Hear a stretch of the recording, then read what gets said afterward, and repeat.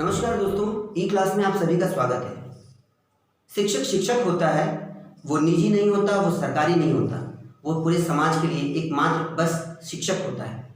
इसी अवधारणा को लेते हुए आज हमारे बीच में एक शिक्षक जिनका नाम है Sanjeet Singh, divine mercy public school के टीचर हैं और वो इस ई क्लास के अंतर्गत आप सभी बच्चों को कुछ नया बताने वाले हैं। उनका कॉन्सेप्ट है रेक्टेंगल शेप के बारे में। आइए देखते हैं कि वो हमें रेक्टेंगल शेप के बारे में यानी आयताकार के बारे में क्या बेसिक कॉन्सेप्ट्स क्लियर करते हैं। स्वागत है संजीत सर का।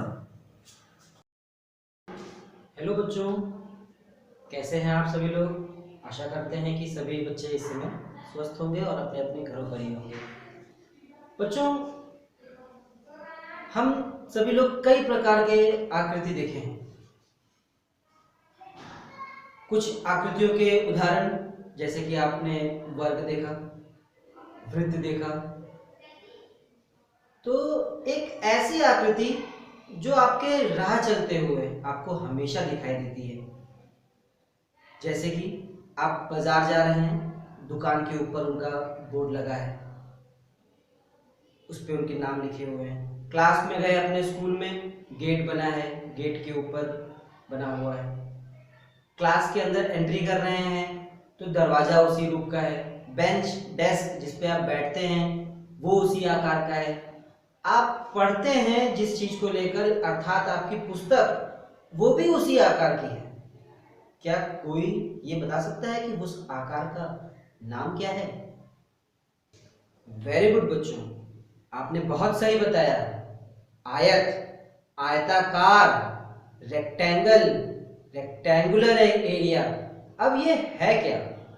इसमें क्या क्या चीजें होती हैं जिसके कारण इसका नाम रेक्टेंगल पड़ता है? इसमें दो चीजें मुख्य हैं। एक, इसकी लंबाई, कि इसकी लंबाई कितनी होती है। दूसरा, इसकी चौड़ाई कितनी होती है। इसमें कितनी भुजाएं होती हैं। तो जैसा कि आप देख सकते हैं, इसके पास दो चौड़ाई होती है। एक चौड़ाई ऊपर होती है, एक नीचे, और दोनों साइड से इसकी लंबाई होती है। अब आप देख सकते हैं कि चार भुजाओं से बनकर ये जो आकृति तैयार हुई है, इसे हम आयत कहते हैं, अर्थात रेक्टेंगल कहते हैं। सबसे बड़ी चीज इसके अंदर ध्यान देने वाली बात यह है, चार भुजाओं से जब यह आकृति बनती है, इसके पास चार कोण होते हैं जिसको हम लोग एंगल भी कहते हैं।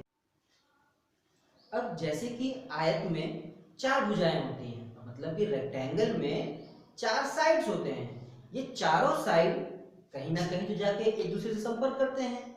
जिस जगह पे दो भुजा, यानी कि देखिए एक साइड ये, एक ये जो मिल गई, जहां पे यहाँ पे एक कोण बन रहा है, यानी कि एंगल बन रहा है। एक पॉइंट है ये जहां पे दो लाइंस मीट कर रही हैं, आपस में संपर्क कर रही है।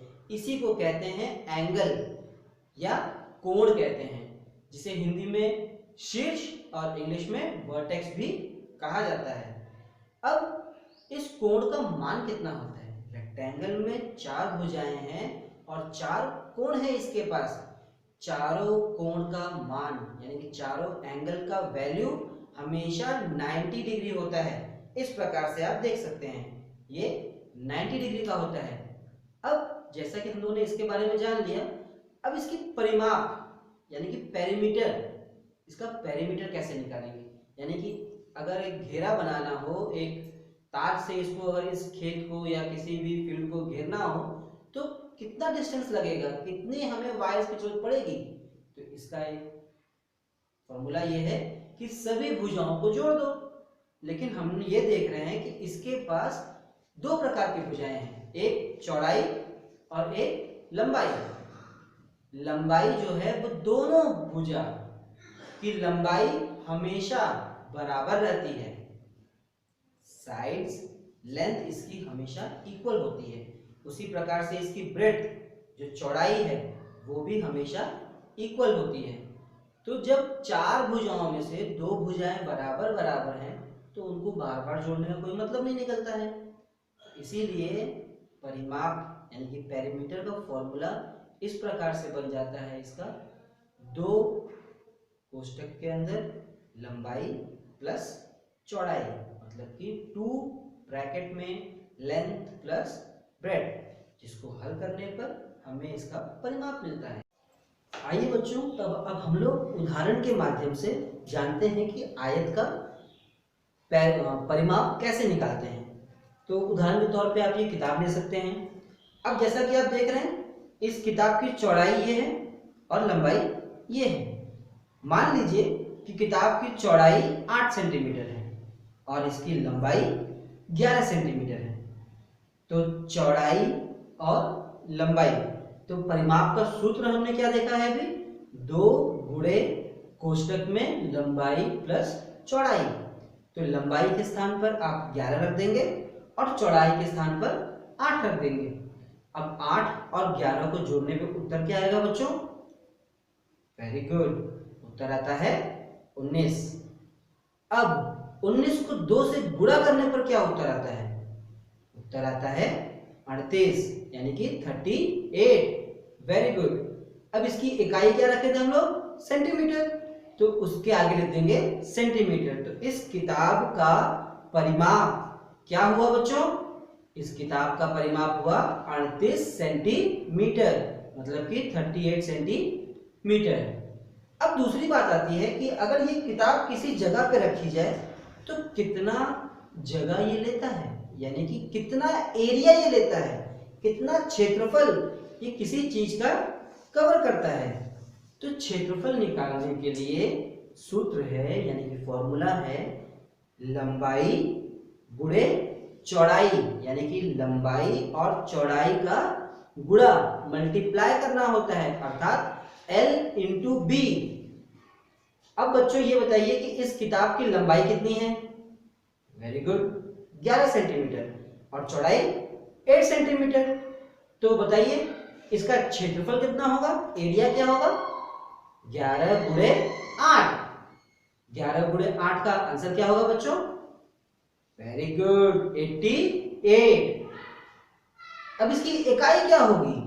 इकाई इसकी सेंटीमीटर स्क्वायर, क्योंकि सेंटीमीटर को यहां मल्टीप्लाई किया गया है, इसीलिए इसकी इकाई क्या होगी? Centimetre square. ठीक है बच्चों, वेरी।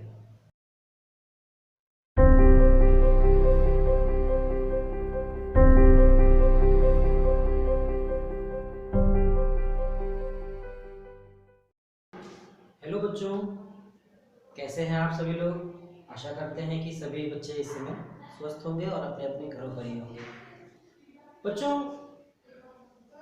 हम सभी लोग कई प्रकार के आकृति देखे हैं। कुछ आकृतियों के उदाहरण, जैसे कि आपने वर्ग देखा, वृत्त देखा। तो एक ऐसी आकृति जो आपके राह चलते हुए आपको हमेशा दिखाई देती है, जैसे कि आप बाजार जा रहे हैं, दुकान के ऊपर उनका बोर्ड लगा है, उस पे उनके नाम लिखे हुए हैं। क्लास में गए अपने स्कूल में, गेट बना है, गेट के ऊपर बना हुआ है। क्लास के अंदर एंट्री कर रहे हैं तो दरवाजा उसी रूप का है, बेंच डेस्क जिस पे आप बैठते हैं वो उसी आकार का है। आप पढ़ते हैं जिस चीज को लेकर, अर्थात आपकी पुस्तक, वो भी उसी आकार की है। क्या कोई ये बता सकता है कि उस आकार का नाम क्या है? वेरी गुड बच्चों, आपने बहुत सही बताया। आयत, आयताकार, रेक्टेंगल, रेक्टेंगुलर एरिया। अब ये है क्या? इसमें क्या क्या चीजें होती हैं जिसके कारण इसका नाम रेक्टेंगल पड़ता है? इसमें 2 चीजें मुख्य हैं। एक, इसकी लंबाई, कि इसकी लंबाई कितनी होती है। दूसरा, इसकी चौड़ाई कितनी होती है। इसमें कितनी भुजाएं होती हैं। तो जैसा कि आप देख सकते हैं, इसके पास 2 चौड़ाई होती है, एक चौड़ाई ऊपर होती है, एक नीचे, और दोनों साइड से इसकी लंबाई होती है। अब आप देख सकते हैं कि 4 भुजाओं से बनकर ये जो आकृति तैयार हुई है, इसे हम आयत कहते हैं, अर्थात रेक्टेंगल कहते हैं। सबसे बड़ी चीज इसके अंदर ध्यान देने वाली बात यह है, 4 भुजाओं से जब यह आकृति बनती है, इसके पास 4 कोण होते हैं, जिसको हम लोग एंगल भी कहते हैं। अब जैसे कि आयत में 4 भुजाएं होती हैं, मतलब कि रेक्टेंगल में 4 साइड्स होते हैं। ये चारों साइड कहीं ना कहीं तो जाके एक दूसरे से संपर्क करते हैं। जिस जगह पे 2 भुजा, यानी कि देखिए एक साइड ये, एक ये जो मिल गई जहां पे, यहाँ पे एक कोण बन रहा है, यानी कि एंगल बन रहा है, एक पॉइंट है ये जहां पे 2 लाइंस मीट कर रही हैं, आपस में संपर्क कर रही है। इसी को कहते हैं एंगल या कोण कहते हैं, जिसे हिंदी में शीर्ष और इंग्लिश में वर्टेक्स भी कहा जाता है। अब इस कोण का मान कितना होता है? रेक्टेंगल में 4 भुजाएं हैं और 4 कोण है इसके पास। चारों कोण का मान यानी कि चारों एंगल का वैल्यू हमेशा 90 डिग्री होता है। इस प्रकार से आप देख सकते हैं, ये 90 डिग्री का होता है। अब जैसा कि हम लोगों ने इसके बारे में जान लिया, अब इसकी परिमाप यानी कि पेरीमीटर, इसका पेरीमीटर कैसे निकालेंगे? यानी कि अगर एक घेरा बनाना हो, एक तार से इसको, अगर इस खेत को या किसी भी फील्ड को घेरना हो तो कितना डिस्टेंस लगेगा, कितनी हमें वायर्स की जरूरत पड़ेगी? तो इसका एक फॉर्मूला ये है कि सभी भुजाओं को जोड़ दो। लेकिन हम ये देख रहे हैं कि इसके पास 2 प्रकार की भुजाएं हैं, एक चौड़ाई और एक लंबाई। लंबाई जो है वो दोनों भुजा की लंबाई हमेशा बराबर रहती है, साइड्स लेंथ इसकी हमेशा इक्वल होती है। उसी प्रकार से इसकी ब्रेड्थ जो चौड़ाई है वो भी हमेशा इक्वल होती है। तो जब 4 भुजाओं में से 2 भुजाएं बराबर बराबर हैं तो उनको बार बार जोड़ने का कोई मतलब नहीं निकलता है। इसीलिए परिमाप यानी कि पेरीमीटर का फॉर्मूला इस प्रकार से बन जाता है इसका, 2 कोष्टक के अंदर लंबाई प्लस चौड़ाई, मतलब कि 2 ब्रैकेट में लेंथ प्लस ब्रेड्थ, जिसको हल करने पर हमें इसका परिमाप मिलता है। आइए बच्चों, तब अब हम लोग उदाहरण के माध्यम से जानते हैं कि आयत का परिमाप कैसे निकालते हैं। तो उदाहरण के तौर पे आप ये किताब ले सकते हैं। अब जैसा कि आप देख रहे हैं, इस किताब की चौड़ाई ये है और लंबाई ये है। मान लीजिए कि किताब की चौड़ाई 8 सेंटीमीटर है और इसकी लंबाई 11 सेंटीमीटर है। तो चौड़ाई और लंबाई, तो परिमाप का सूत्र हमने क्या देखा है अभी? 2 गुणे कोष्टक में लंबाई प्लस चौड़ाई। तो लंबाई के स्थान पर आप 11 रख देंगे और चौड़ाई के स्थान पर 8 रख देंगे। अब 8 और 11 को जोड़ने पे उत्तर क्या आएगा बच्चों? वेरी गुड, उत्तर आता है 19। अब 19 को 2 से गुणा करने पर क्या उत्तर आता है? उत्तर आता है 38 यानी कि 38। Very good. अब इसकी इकाई क्या रखे थे हम लोग? सेंटीमीटर, तो उसके आगे लिख देंगे सेंटीमीटर। तो इस किताब का परिमाप क्या हुआ बच्चों? इस किताब का परिमाप हुआ 38 सेंटीमीटर, मतलब कि 38 सेंटीमीटर। अब दूसरी बात आती है कि अगर ये किताब किसी जगह पे रखी जाए तो कितना जगह ये लेता है, यानी कि कितना एरिया ये लेता है, कितना क्षेत्रफल ये किसी चीज का कवर करता है। तो क्षेत्रफल निकालने के लिए सूत्र है, यानी कि फॉर्मूला है लंबाई गुणे चौड़ाई, यानी कि लंबाई और चौड़ाई का गुणा मल्टीप्लाई करना होता है, अर्थात L इंटू बी। अब बच्चों ये बताइए कि इस किताब की लंबाई कितनी है? वेरी गुड, 11 सेंटीमीटर और चौड़ाई 8 सेंटीमीटर। तो बताइए इसका क्षेत्रफल कितना होगा, एरिया क्या होगा? 11 गुणे 8। 11 गुणे 8 का आंसर क्या होगा बच्चों? Very good, 88। अब इसकी इकाई क्या होगी? इकाई इसकी सेंटीमीटर स्क्वायर, क्योंकि सेंटीमीटर को यहां मल्टीप्लाई किया गया है, इसीलिए इसकी इकाई क्या होगी? Centimetre square. ठीक है बच्चों, वेरी